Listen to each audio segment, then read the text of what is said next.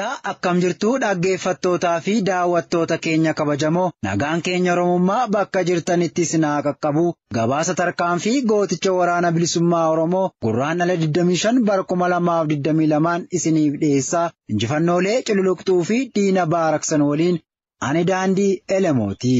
Abdii fi gaaddisni saba Oromoo woboon tarkaanfii guggubduu waraana weerartuu PP irratti fudhachuu jabeessuun imalannuura Oromiyaa Finfinneetti taasisaa jiru injifannoon dabaaluun deemsa isaa bareechee jira.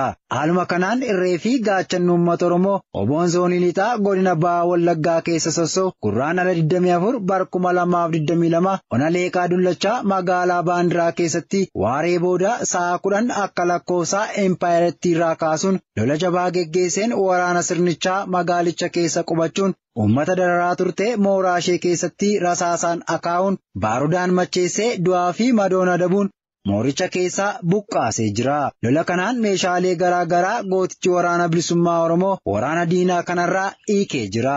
Leenconni lixa biiftuu woboon zoonii lixaa torbee kana tarkaanfii ilaalessaa harcaatota sirna nafxanyaa irratti fudhachuu jabeessanii itti fufuun gurraandhala 21 bara 2022 ona gobbuu sayyoo keessatti hedduu ajjeesuun gariin madeessuun barameera. Godinuma kanaa ona boonayyaa mooluu magaalaa guutee keessatti gurraandhala 22 bara 2022 abdiin saba Oromoo woboon tarkaanfii akkaan jajjabduu waraana weerartuu PP irratti fudhateen 21 ajjeesee 15 madeessuun magaalattii keessaa akka gara baadiyyaa ona boonayyaa mooluuttiin bobbaanee tolchanii jiru. Gootichi waraana bilisummaa Oromoo zoonii lixaa karaa guddicha lixa Oromiyaa lixa Wallaggaa Jimmaa fi Iluu Abbaa Booraa geessu irratti lola jabaa geggeessuun sochii waraana PP daangessaa akka jiru ajajaan oboo godinichaa beeksisee jira. Giddugaleessa Oromiyaattis gurraandhala 23 bara 2022 woboon humni furgaatuu jibaat godina lixa shaggar aanaa daannoo ganda Haroo Gaalessaa bakka addaa Harootti tarkaanfii ilaalessaa fudhatee jira. Humni dabalataa aanaa Iluu Galaanii fi aanaa daannoo irraa kaatee konkolaataa sagaliin osoo boosa kattaaf deemtu gootichi waraana bilisummaa Oromoo bahiinsa magaalaa Sayyoo kan kiiloomeetira 1 magaalaa Sayyoo irraa fagaattu irratti haxxeeduun ergamtoota Abiyyi Ahimad daaraa godhe. Lola sa'a 9 hanga sa'a 11tti tureen waraana weerartuu PP konkolaataa 7 du'aa fi madoon yoo adabu hidhannoo 27 qawwee AKM 23 fi rasaasota kumaan lakkaa'aman mooraa qabsoo bilisummaa Oromoof galii taasiseera. Tarkaanfiin kun ajjeechaa gurraandhala 19 bara 2022 aanaa Iluu Galaanitti uummata nagaa irratti raawwate hordofee kan fudhatame yoo ta'u uummata Oromoo aanaa kanaatti abdii fi miira gammachuu horee jiraachuunis beekamee jira. Tarkaanfiin diina irratti fudhatamu itti fufuun woboon zoonii giddu galeessaa kaabaa fi kaaba lixa shaggar gurraandhala 22 bara 2022 tarkaanfii waraana sirna faashistii PP irratti godina kaaba shaggar aanaa warra jaarsoo iddoo addaa ejersaa jedhamutti fudhateen humna diinaa nama 600 oliin socho'aa turte haxxeettiidhuun 15 ol yoo ajjeesuu hedduu madoon adabee jira. Onuma kana keessatti lolaa dhooftuu finxaaleeyyii Amaaraa humna faannoo waliin taaseen 20 battalatti yoo ajjeesu 5 harkaan qabee jira. Akkasumas meeshaalee gosa adda addaa irraa hiikuun galii qabsoo bilisummaa Oromoof taasisee jira. Godinuma kaaba shaggar ona kuyyuu magaalaa birrittii seenuun waraana PP aleelee du'aa fi madoon adabee jira.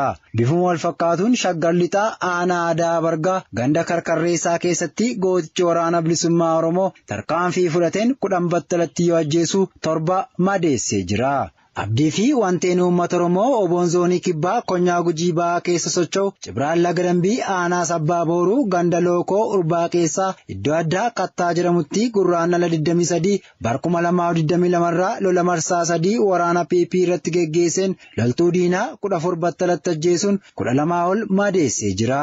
Korommiin kibba Oromiyaa oboon tarkaanfii isaatti fufuun Cibraan Laga Dambii aanuma Sabbaa Booruu ganda Lookoo Urbaa keessaa iddoo addaa Gojommaa jedhamutti lola guddaa guyyaa sa'a 9 irraa jalqabee hanga galgala sa'a 12 akka lakkoofsa Empaayerettiitti geggeesseen loltuu weerartuu PP 15 battalatti ajjeesee 16 madeessuun gargar facaasee ari'uudhaan magaalaa aanaa Darmeetti galchee jiraachuun ibsamee jira. Oboon zoonii lixaa tarkaanfii gantoota uummata Oromoo waraana sirna PP irratti fudhatutti itti fufuun gurraandhala 24 bara 2022 godina Qellem Wallaggaa Onawaa Galaan ganda Fiinchoo iddoo addaa Dirree Baddeessoo fi magaalaa Fiinchoo keessatti lola waraanni bilisummaa Oromoo marsaa 3 ganama guyyaa toora sa'a 7 fi toora sa'a 11 irratti geggeesseen loltoota PP 15 ol ajjeesuun 17 madeessuun of duuba deebisee injifannoo boonsaa galmeessee jira.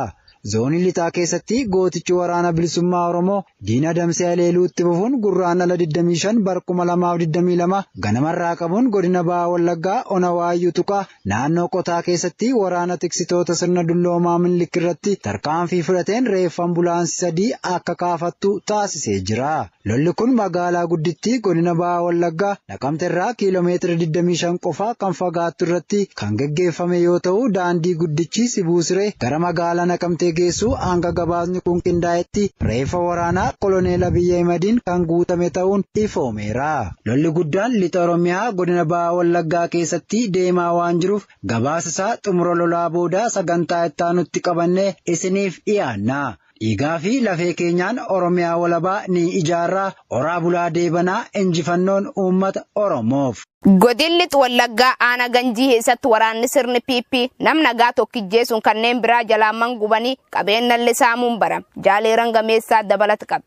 Mootummaan badee balleessaan PP miidiyaadhaan uummata Oromoof isa malee qaamni kamuu akka hin jirre qulqulluu of taasisee dubbatu torbee kana godina lixa Wallaggaa Ona Ganjii keessatti ajjeechaa saamichaa fi manneen gubuu raawwatee jira. Haaluma kanaan Ona Ganjii ganda Buusanoo Qawusoo keessatti waraana sirna faashistii PP kanneen saamaman Shuumii Bulaa, Darajjee Shuumii, Dhaabaa Bulaa fi Guddataa Bulaa jalaa buna kuntaala 15 ol kan fudhatan yoo ta'u obbo Taarikuu Gobbuu jalaa sangaa qalachuun akkasumas obbo Mulgeetaa Bultii jalaa ammoo korbeessa qalatanii nyaatan.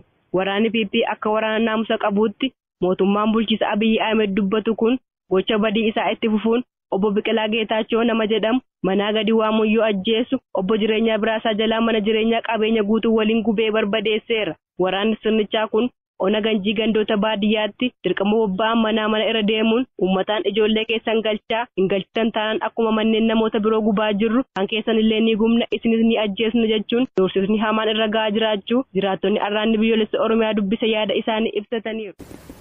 Godin Harargee Bahaa Aanaa Baabbileetiif dirree xiyyaaraa keessatti waraanni sirni PP ilmaan Oromoo hidhuu ammeesse. Dabalati isaatiif jaalaqaafan fayyeera.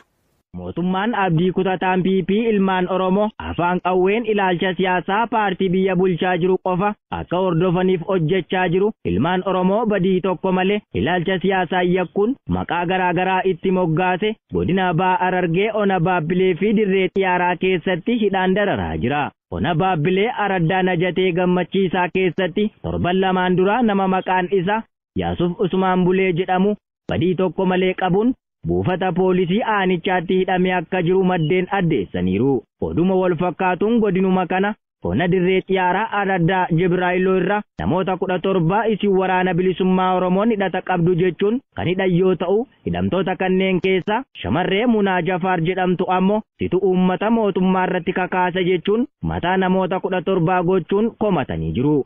Mootummaan sirna PP Impaayera Itoophiyaa keessatti nagaan fida jedhe marii biyyaalessaa soba komishineerota masaraa mootummaaf dhiyoo ta'an aafilu malee akkasumas labsii yeroo muddamaa yoo kaaseyyuu uummata Oromoo qe'ee isaa irratti waraanni sirnichaa hidhee gidirsuu akka hin dhaabne arraati biyyoolessa Oromiyaa odeeffateera. Kaaba Oromiyaa godin Walloo aanoo gargaraa keessatti poolisoonni humna addaa Amaaraa hidhaaf darara ammeessanii jiran. Jaalladhi Oromoo dabalata qabdi. Fedhii lafa babal'ifannaa qabatanii da'oo waraana kaaba Impaayeratti keessatti mootummaan sirna PP humna TDF waliin taasisetti fayyadamuun kaaba Oromiyaa godina Walloo keessatti baatii sadaasaa bara 2021 booda poolisoonni humna addaa Amaaraa dararaa hamaa uummata Oromoo Walloo irraan ga'aa jiru. Onoota godina Walloo keessaa kanneen akka Daawwee Harawwaa, Baatee, Arxummaa Fuursee, Daawwee Booraa fi Daawwee Caffaa keessatti torbee kan uummata Oromoo hedduu badii tokko malee ulaa irra deemuun poolisoonni humna addaa Amaaraa reebichaa fi hidhaa irratti raawwachaa jiraachuu jiraattotni irratti biyyoolessa Oromiyaatti himaniiru. Hidhaa fi reebicha uummata nagaa irratti raawwachuun alatti leellistoonni sirna naftanyaa kun jaarsolii biyyaa fi namoota maqaa abbootii gadaan socho'an uummata keessa bobbaasuun maqaa araaraan shira tolchanii abbootii fi qeerroowwan sirnicha baqatanii bakka birootti deessan galchuun hiisisaa jira. Poolisoonni humna addaa Amaaraa fi kaabinootni godina Walloo tooftaan uummata Oromoo Walloo cabsuun fedhii gita bittootaa qofa godinicha keessatti raawwachuuf tarsiimoo qopheeffatan raawwachaa kan jiran ta'uu jiraattotni dubbachuun uummatni Oromoo Walloo lafa gootummaan jaarraa hedduuf irra jiraachaa ture irraa tasumaa duguuggamee hin badu dachee isaa irratti falmatee mirga isaanii kabachisiifata jechuun miira xiiqiin guutameen ibsaniiru. Kadhagaa'uuf daawwachuu jirtan oduu irratti biyyoolessa Oromiyaa irra sanii darbuu jiru. Godin Baalee Ba'aa Aanaa Gurraachuu keessatti mootummaan sirni PP uummati dhuufsaamu darara itti ammeessuun dhaga'ame. Jaalnaa Tolammii waan qindeeffate qaba. Mootummaan Impaayera Itoophiyaa godina Baalee Ba'aa Aanaa Gurraachuu keessatti sababa tokko malee maqaa waraana bilisummaa Oromoo deeggartu jedhuun qeerroowwan Oromoo 18dhaan dararaa jiraachuu maddeen keenya himan. Onicha keessatti gandoota garaagaraa irraa namoota nagaa hoomaa keessaayyuu harka hin qabne waraana bilisummaa Oromoof keessa qubachiiftan jechuun namoota hidhuu reebuu fi saamuun uummaticha rakkisaa jiraachuu maddeen arraata biyyoolessa Oromiyaatti himan. Sababa roobni yeroo isaa eegee roobuu hanqateen hongeen aanicha mudate bineeldotni waan dhidan dhabuun kan dhumanii fi bakka midhaan osoo hin ga'iin ooyiruu irratti kichuutti goguun waggaa tokko oliif rakkoof saaxilamanii gargaarsa mootummaa irraa osoo hin argatiin gidiraa argaa jiranitti waraanni sirna PP fi dabballoonni isaanii waraana bilisummaa Oromoof keessa qubachiiftanii nyaachisaa jirtu jechuun sababa uummatanii ittiin uummata hidhuun uummata ta'e jedhanii dararaa jiraachuun beekamee jira. Itti dabaluunis waraanni naasuu tokko uummata Oromoof hin qabne Aanaa Gurraachuu magaalaa Balee keessatti namoota abbaa qabeenyaa jedhaman doorsisuun maallaqa humnaa oliitti murteessuun kan irraa guuraa jiran ta'uunis beekamee jira. Aanaa Gurraachuu kana keessatti uummatni jireenya isaa balaa hongee kanaan miidhamee jiruun alatti waraana mootummaa meeshaa baatee sababa adda addaa uumuun waan namni hin qabneen nama yakkuun hidhaa fi sodaachisaa maan raafama guddaa keessa jiraachuu odeessi maddeen keenya irraa nu dhaqqabe ni addeessa. Godin Arsii Ba'aa Aanaa Martii keessatti maqaa buqqaatota jedhuun humna faannoo qubachiisaa jiraachuun barame. Dabalati isaa jaaliciiti bantii akka ittaanu dhiyeessa. Murni olaantummaa Minilik deebisee gadi dhaabuuf yaal sirni PP Gurraandhala 22 bara 2022 godina Arsii Ba'aa Aanaa Martii bulchiinsa magaalaa Abboomsaa keessatti buqqaatota saba Amaaraa Wallagga irraa dhufan jechuun konkolaataa taataa ja'atti fe'uun nama 331 wajjira bulchiinsa magaalaa Abboomsaa keessa qubachiisanii jiraachuu maddeen arraata biyyoolessa Oromiyaa magaalaa Abboomsaa ibsaniiru. Akka maddeen amanamoon jedhanitti namoonni kun buqqaatota osoo hin taane hidhattoota faannoo Amaaraa ta'uu ibsuun murni PP maaliif akka qubsiisee isaan sooru nuuf galuu baatus murni kun Impaayera Itoophiyaa dulloomtu haaromsuuf fedhii akka qabuu fi ilmaan Oromoo maqaa dhaaba siyaasaa itti maxxansuun ajjeesaa jiraachuun isaa eenyuun jalaayyuu kan dhokatu miti.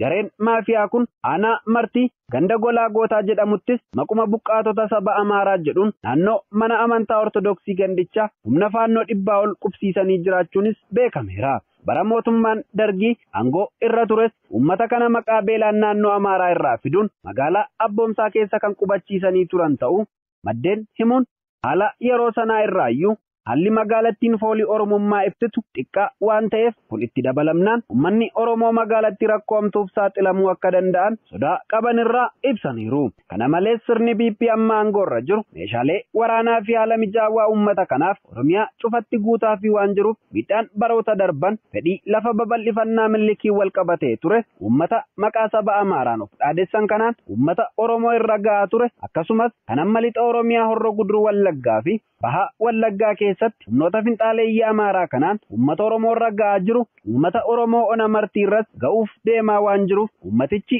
dammaqiinsaan tokkoome akka of qopheessu jettonni maddeen dubbisan dhaamaniiru.